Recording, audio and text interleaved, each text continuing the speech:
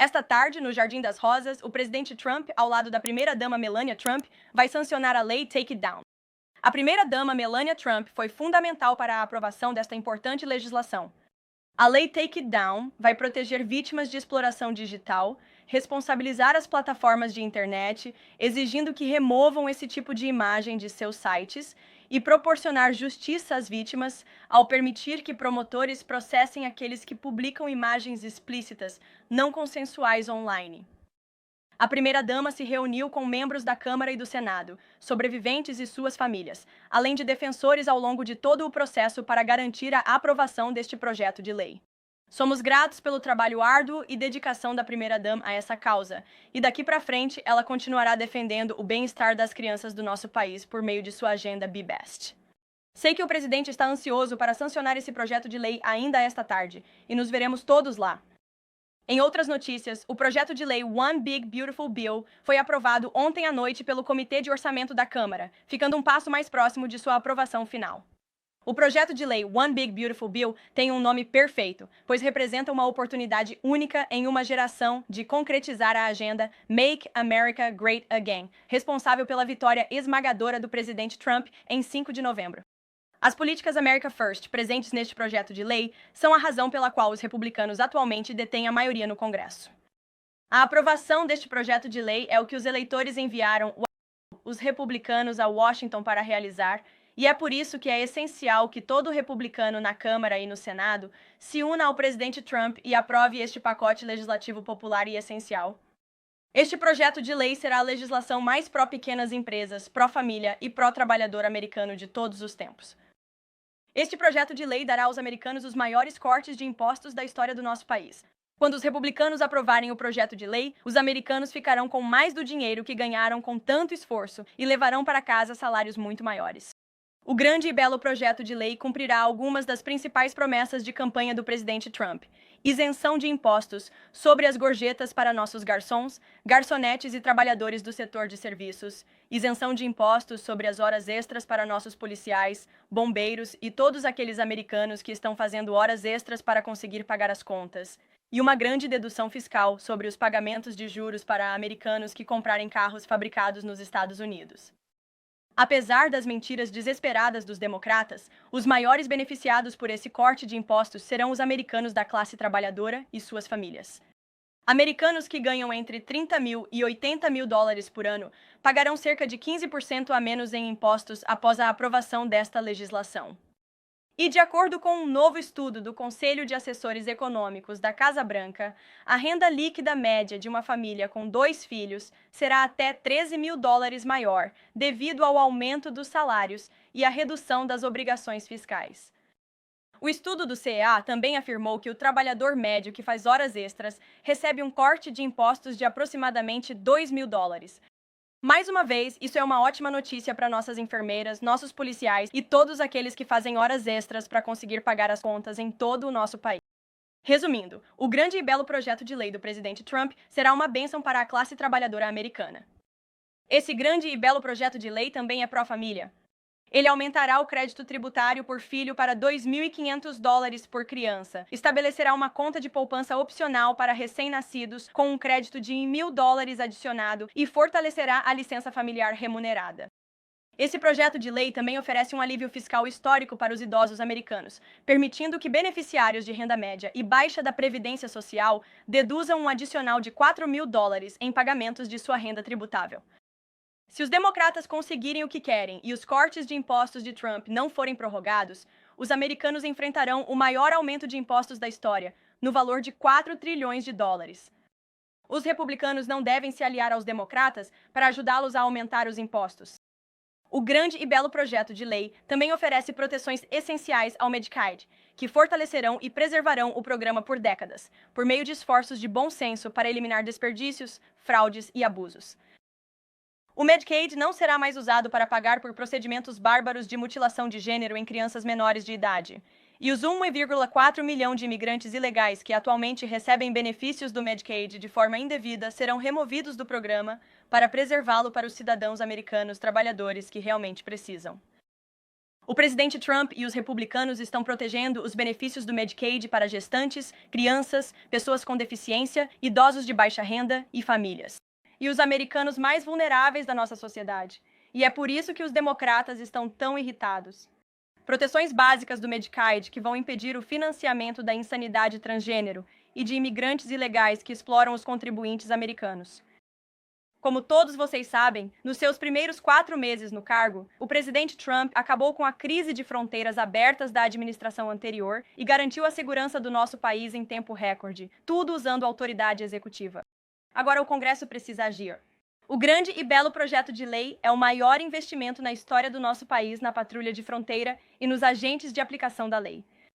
O projeto de lei garante que as medidas de segurança de fronteira populares e bem-sucedidas do presidente Trump se tornem permanentes. Os republicanos apoiam os agentes da Patrulha de Fronteira e do ICE, que passaram por um verdadeiro inferno nos últimos 4 anos e trabalharam rapidamente para proteger nossa fronteira sul. E é por isso que este projeto de lei oferece a eles mais recursos para realizarem seu trabalho, incluindo um bônus muito necessário de $10 mil para agentes do ICE e da Patrulha de Fronteira nos próximos 4 anos.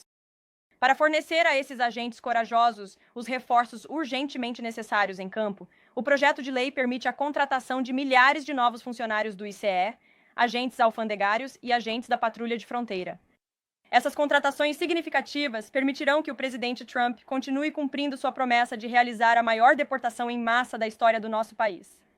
Mais uma vez, essa é uma promessa que os republicanos fizeram aos eleitores americanos. É uma promessa pela qual foram eleitos. E é uma promessa que os republicanos no Capitólio precisam cumprir: proteger nossa fronteira. Para complementar esses esforços, o projeto de lei Finan, os fundos do projeto de lei, financiarão a conclusão do emblemático muro de fronteira do presidente Trump. Como resultado, 701 milhas de muro primário, 900 milhas de barreira fluvial, 629 milhas de barreiras secundárias e 141 milhas de barreiras para veículos e pedestres serão construídas quando este projeto de lei for aprovado, juntamente com tecnologia de ponta para proteger nossa pátria contra invasores ilegais perigosos.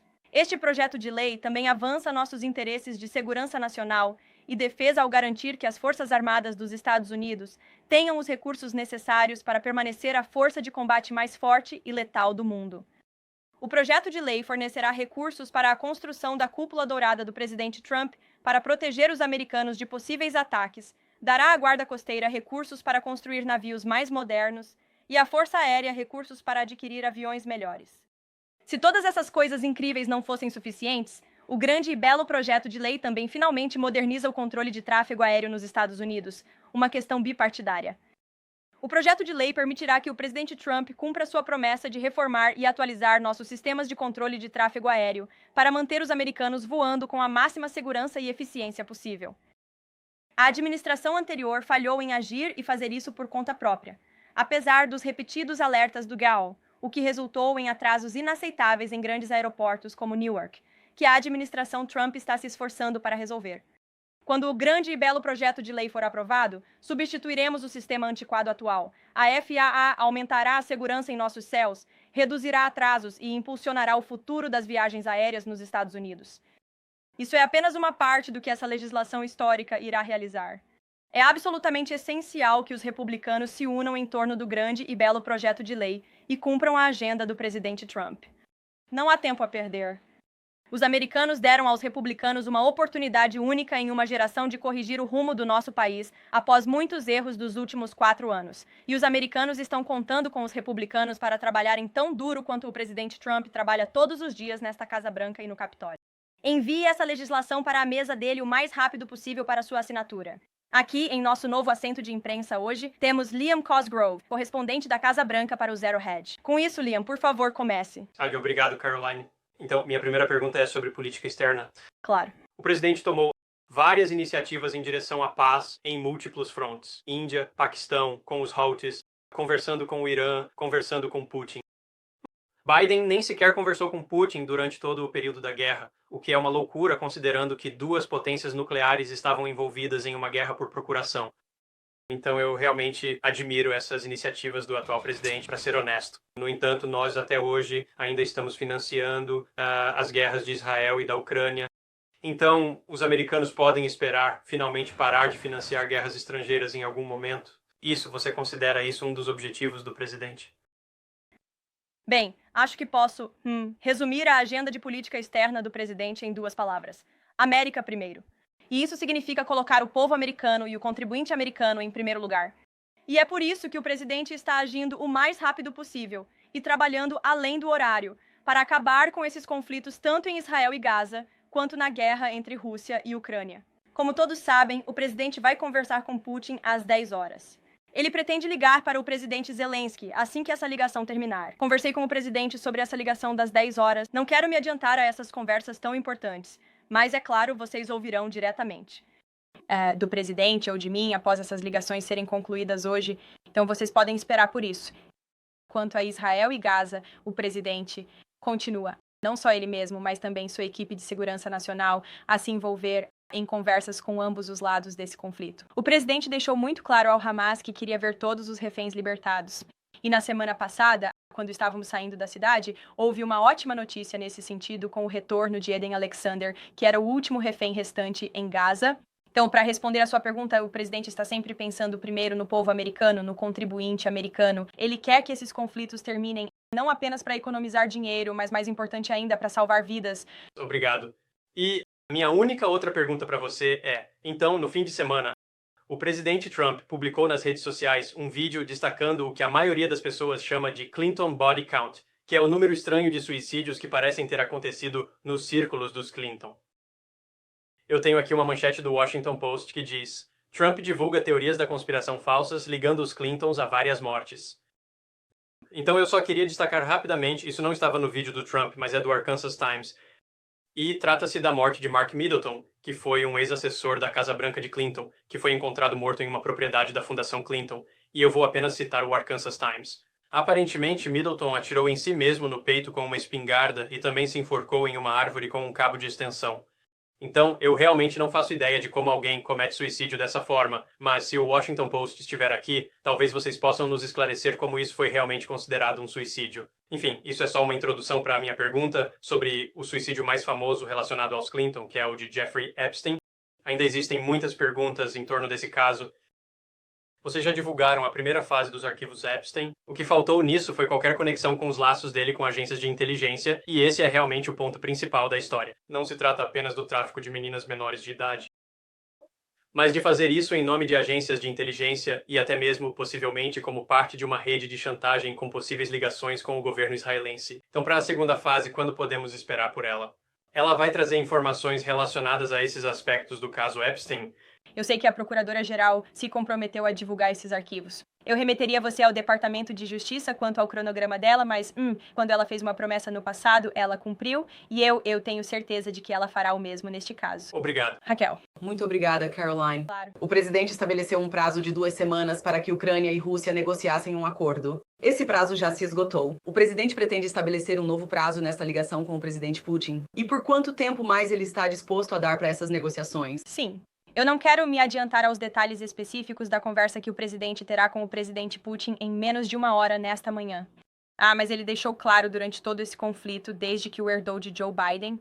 Não se esqueça, esta é uma guerra que começou por causa da incompetência e fraqueza do governo anterior, e o presidente Trump está trabalhando muito para resolver isso. Ele deixou claro para ambos os lados que quer ver uma resolução pacífica e um cessar-fogo o mais rápido possível. Mas quanto aos detalhes sobre um cronograma, não vou me adiantar ao presidente. E só sobre os objetivos, para essa ligação em particular, o objetivo é fazer com que Putin concorde com um cessar-fogo? O objetivo é levar a algum tipo de negociação presencial entre Putin e o presidente? Bem, eu acho que, novamente, vamos ver como a ligação se desenrola, e o presidente deixou claro que seu objetivo é ver um cessar-fogo e o fim desse conflito, e ele está ficando cansado e frustrado com ambos os lados do conflito. O presidente e sua equipe têm dedicado um enorme esforço para resolver essa guerra tão complicada que novamente começou por causa da fraqueza do governo anterior. Steve. Ele ainda quer se encontrar pessoalmente com Putin? Acho que o presidente certamente estaria aberto a isso, mas vamos ver como será essa ligação hoje. Qual é o status do pacote de sanções secundárias? O presidente tem falado sobre isso. Vocês ainda não as impuseram, mas isso ainda está em consideração?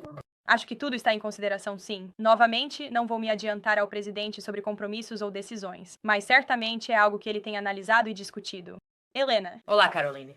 Vou te perguntar sobre o projeto de lei orçamentária da Câmara. Então, o presidente concorda com os republicanos por trás desse projeto de lei que os requisitos de trabalho para o Medicaid devem ser implementados já em 2026. Então, o presidente quer preservar e proteger o Medicaid para os americanos para os quais esse programa foi criado. Os mais vulneráveis da nossa sociedade, mulheres grávidas, famílias de baixa renda, idosos, aqueles que realmente precisam desses benefícios. E ele deve ser destinado a pessoas que fisicamente não podem trabalhar. Queremos ver americanos aptos para o trabalho, trabalhando pelo menos 20 horas por semana, seja em meio período ou período integral, ou até mesmo procurando emprego ou fazendo trabalho voluntário por 20 horas semanais, caso estejam recebendo o Medicaid. Essas são medidas de bom senso.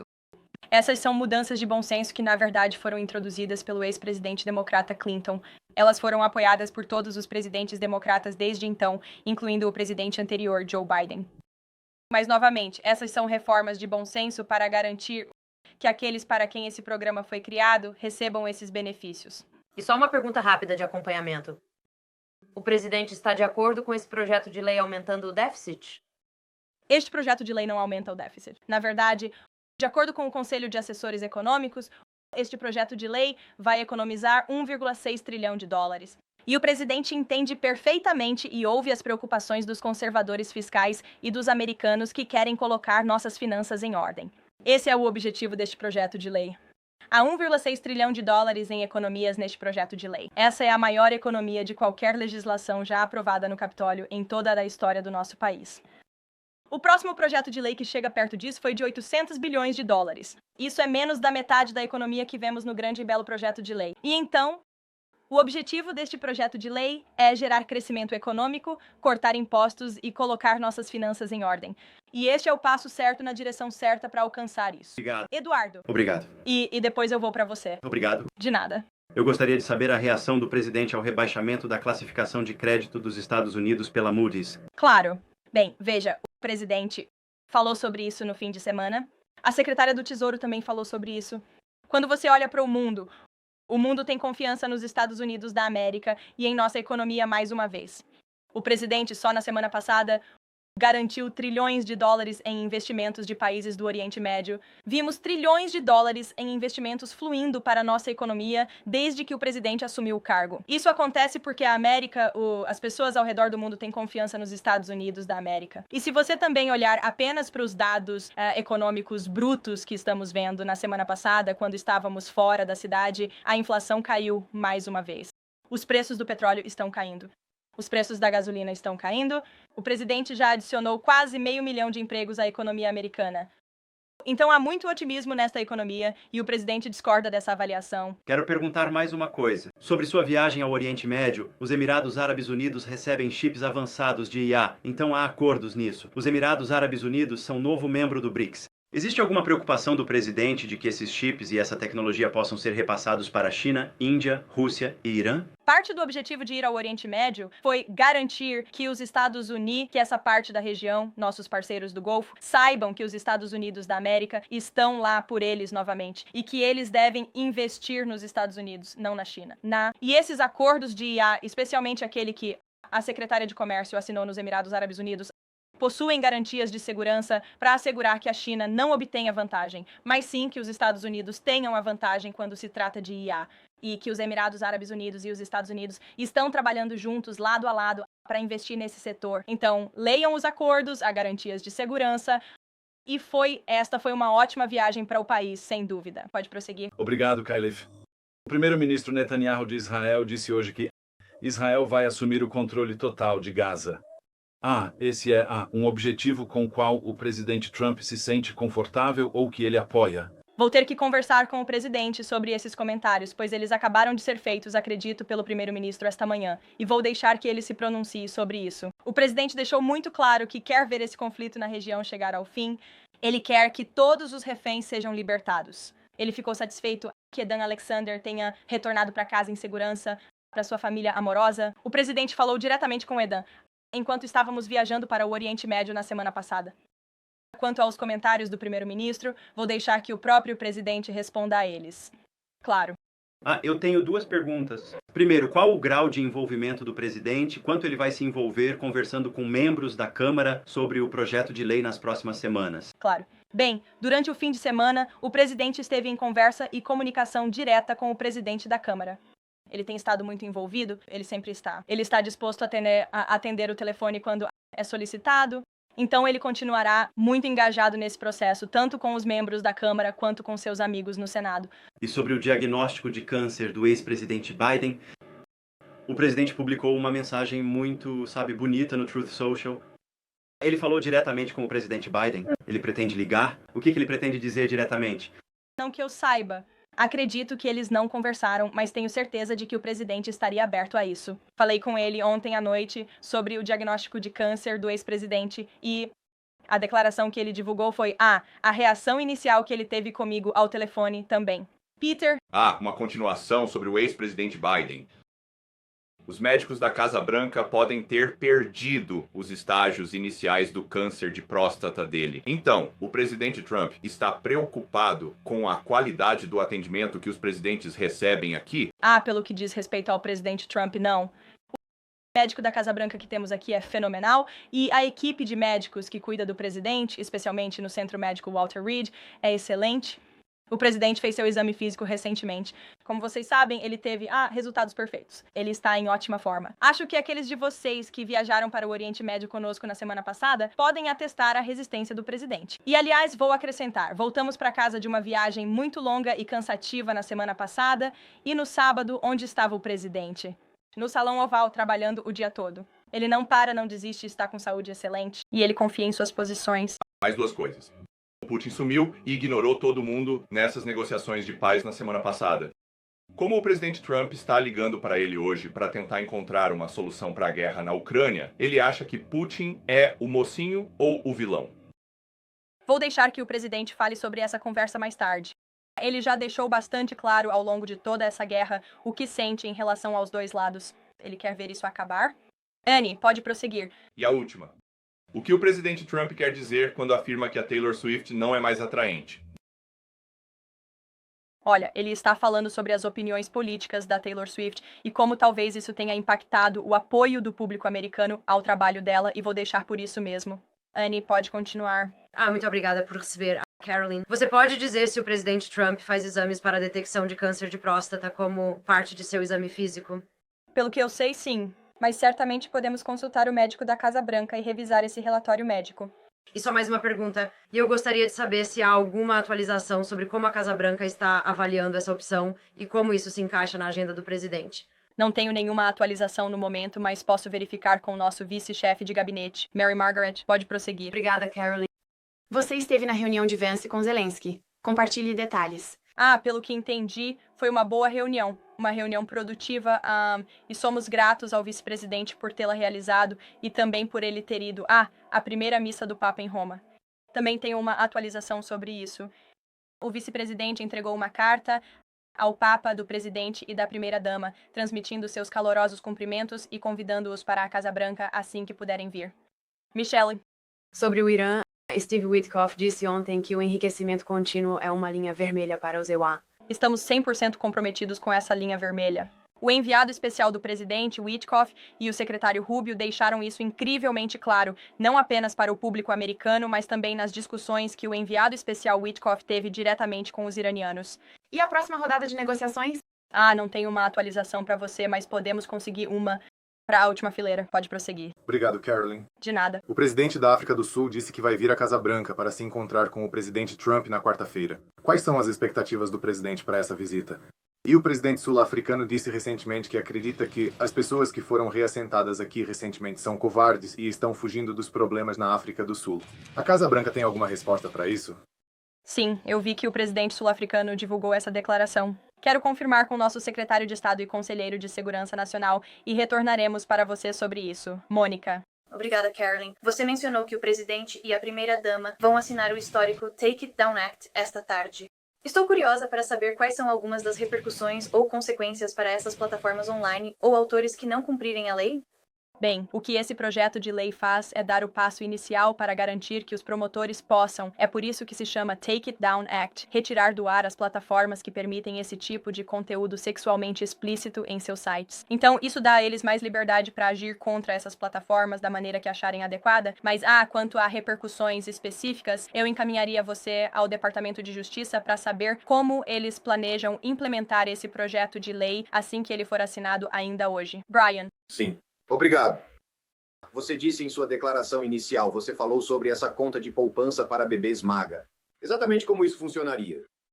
Quem seria elegível para isso? Eu estou presumindo. Mulheres serão elegíveis para isso? Sim. Então, uma das disposições do grande e belo projeto de lei, como eu disse, é que esta é uma legislação muito pró-família. Não só aumenta o crédito tributário para crianças, mas também inclui contas de poupança MAGA para bebês, para crianças que nasceram antes de 1º de janeiro de 2024, com menos de 8 anos de idade, cidadãs do ZEUE e que tenham pelo menos um dos pais com um número de seguro social válido. E quando essa provisão tributária se tornar lei, a criança, se os pais optarem por isso, terá uma conta de poupança aberta para ela. Basicamente, é como um 401k para um bebê recém-nascido. E os parentes da criança, seus pais, podem contribuir com até $5.000 por ano em dólares após impostos anualmente para essa conta. E então, mais tarde na vida do bebê, aos 25 anos, os titulares da conta poupança podem sacar até o saldo total da conta. Ao completar 30 anos, os titulares da conta podem acessar o saldo total da conta para qualquer finalidade desejada. Então, é uma ótima iniciativa para novos pais, novas mães que querem abrir essa conta poupança para seus filhos. Weija. Obrigada, Caroline. O presidente Trump e seus principais assessores econômicos disseram repetidamente que os americanos não vão pagar o custo das tarifas. Na verdade, na semana passada, Lutnick disse que as pessoas precisam abandonar, abre aspas, os argumentos tolos de que os consumidores pagariam o custo. Mas no fim de semana, como você sabe, o presidente publicou que o Walmart deveria absorver as tarifas e não cobrar nada do cliente de valor. Eu estarei de olho e seus clientes também. Então, ele reconhece que se as empresas não absorverem todo o custo, os americanos terão que pagar? Bem, antes de tudo, o CEO do Walmart fez esses comentários sobre as tarifas em uma teleconferência de resultados, onde os CEOs, acredito eu, são legalmente obrigados a apresentar os alertas e previsões mais graves aos seus investidores e acionistas. A realidade é que, como o presidente sempre afirmou, os produtores chineses é que vão absorver o custo dessas tarifas. E é por isso que a China foi tão rápida em correr para a mesa de negociações com os Estados Unidos da América. Eles precisam dos nossos mercados, precisam dos nossos consumidores, e eu voltaria a destacar o relatório de inflação que saiu na semana passada, mostrando que a inflação está caindo em grande parte porque os preços da energia estão diminuindo em todo o país, graças à forte agenda energética do presidente desde 20 de janeiro. Portanto, o presidente está comprometido em garantir que os preços fiquem baixos para os consumidores americanos e mantém que países estrangeiros vão absorver essas tarifas. Jennifer. O que ele quer dizer com vou ficar de olho no Walmart? Ele vai observar, ver o que eles estão fazendo. Jennifer. Sobre o avião de presente do Catar, 3 coisas. Existe um prazo para os EUA receberem esse avião. Você sabe quanto tempo vai levar para adaptar o avião aos padrões presidenciais? E, em terceiro lugar, a comunidade de inteligência, o pessoal de segurança, eles já se manifestaram sobre se esse avião pode realmente ser adaptado aos padrões de segurança presidenciais? Fico feliz que você tenha levantado essa questão, porque eu estava acompanhando a imprensa americana espalhar muita desinformação sobre a doação do avião na semana passada, enquanto estávamos no exterior. Vamos ser muito claros. O governo do Catar, a família catariana, ofereceu-se para doar este avião à Força Aérea dos Estados Unidos, onde essa doação será aceita de acordo com todas as obrigações legais e éticas. Ele será adaptado aos mais altos padrões pelo Departamento de Defesa e pela Força Aérea dos Estados Unidos. Este avião não é uma doação pessoal ou um presente para o presidente dos Estados Unidos, e todos que escreveram isso na semana passada deveriam corrigir suas matérias, porque esta é uma doação para o nosso país e para a Força Aérea dos Estados Unidos. Quanto ao cronograma, como é a Força Aérea dos Estados Unidos que está aceitando o avião, eu os encaminharia a eles para detalhes específicos, porque, francamente, o presidente não tem nada a ver com isso. É um projeto da Força Aérea para assumir. Claro, Elizabeth. Muito obrigada, Caroline. O presidente ligou para os conservadores fiscais que estão hesitantes em votar no grande e belo projeto de lei, e se sim, o que eles disseram? O que ele disse? Eu não revelo as conversas privadas do presidente, a menos que ele me dê essa liberdade, mas ele tem participado desse processo. Ele conversou com o presidente da Câmara e, continuará fazendo essas ligações se for necessário para ele. Claro. Gente, obrigado. Obrigada, Caroline. Vou passar aos dois, pode seguir. Obrigado. Alguma novidade sobre a Groenlândia? O presidente fará alguma viagem? E há algum detalhe que você possa compartilhar conosco? Não tenho nenhuma viagem internacional futura para anunciar para vocês. Acabamos de voltar de uma... mas o presidente mantém o motivo estratégico da Groenlândia no Ártico e continua comprometido com a ideia de obter a Groenlândia por quaisquer meios que possamos para avançar nossos interesses de segurança nacional na região. Claro. Obrigado, Caroline. Tenho uma pergunta. O Líbano fez parte das discussões durante a turnê pelo Oriente Médio e você se encontrou com algum representante libanês? Até onde eu sei, o presidente não se encontrou com nenhum representante do Líbano, embora ele tenha falado sobre a eleição que eles tiveram recentemente lá e como ele espera que o Líbano possa alcançar uma situação mais pacífica em seu país e que possamos expulsar o Hezbollah, os representantes do Hezbollah apoiados pelo Irã, no Líbano para garantir a paz e a prosperidade naquele país e também para toda a região do Oriente Médio. E eu só gostaria de acrescentar a isso antes de encerrar, porque a ligação do presidente começará em alguns minutos. A histórica visita do presidente ao Oriente Médio na semana passada realmente redefiniu nossa agenda de política externa naquela região. Na verdade, eu acho que, de fato, o The Washington Post publicou uma manchete. Presidente Trump refaz a política externa do Israel no Oriente Médio. E isso é absolutamente verdade. Ele tomou uma atitude corajosa e ousada ao suspender as sanções à Síria, fortaleceu nossos laços com nossos parceiros do Golfo, e ele colocou o Irã em uma posição muito difícil porque os Estados Unidos da América estão de volta. E vou resumir a viagem do presidente com uma anedota que ouvi diretamente de um membro de uma das delegações estrangeiras. Perguntei a ele quão esperançoso o país dele ficou quando souberam que o presidente Trump havia vencido a eleição e ele me disse: quando o presidente Trump venceu a eleição, foi como se as luzes tivessem se acendido em um quarto escuro. Nos últimos 4 anos, para o resto do mundo, a América estava às escuras. Nós não respondíamos, nós não atendíamos o telefone, nós não retornávamos as ligações. Tudo isso mudou sob a liderança deste presidente e acho que o mundo viu isso na semana passada com essa viagem histórica e extremamente bem-sucedida. E o trabalho continua. O presidente falará com o presidente Putin às 10 horas e teremos um resumo após a ligação. Nos vemos no Jardim das Rosas às 15 horas. Obrigado, pessoal. Obrigado, Caroline. Obrigada, Caroline.